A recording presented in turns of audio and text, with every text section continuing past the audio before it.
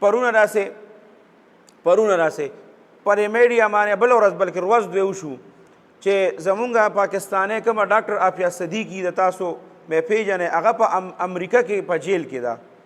او هغې باندې 85 ساله قید چې دی نو هغه په هغې ورته خېجولی دی او په هغې باندې ورته دغه کړی دی چې دا به 85 سال قید دي نو 85 سال چې هغه تېروي خو مطلب دا دی چې عمر قید دی او د هغې نه بعد چې هغه روځي نو هغه خو به مړه روځي د جیل نه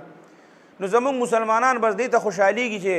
صرف د هغې وکیل چې دی هغه افغانستان ته راغلی دی او د هغې په باره کې د افغانستان حکومت سره څه خبرې اترې کړي دي زمونږ مسلمانان څه دي دی په سوشل میډیا باندې لګیا دي او دا خبرې کوي چې بس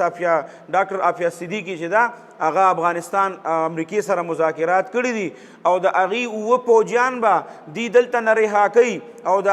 ډاکټر عافیه صدیقي او یو ورسره بل مجاهد دا به امریکا را پرېږدي او اوس به چې دی نو دا په پلانکۍ ورځ به راورسي افغانستان ته او خلک چې دی نو ایرپورټ ته راغله د هغې د استقبال لپاره او اوس به راورسي لږ ساعت پس به راورسي سبا به راورسي او دا ټایم به راورسي دا ټایم به دا ټول دروغ زموږ د پاکستانیان په دې میډیا باندې وایي او لګیا دي او ښه په درس کې لګیا دي دا اړو دي ته ښکاري نه چې موږ دروغ وایو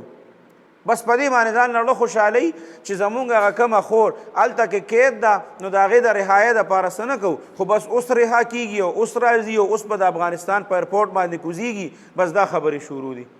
نو ګوره د دروغ خو دروغ دي که نه موږ تاسو به ځان د څه نه د دروغو نه ساتو دا دروغ چې کوم دي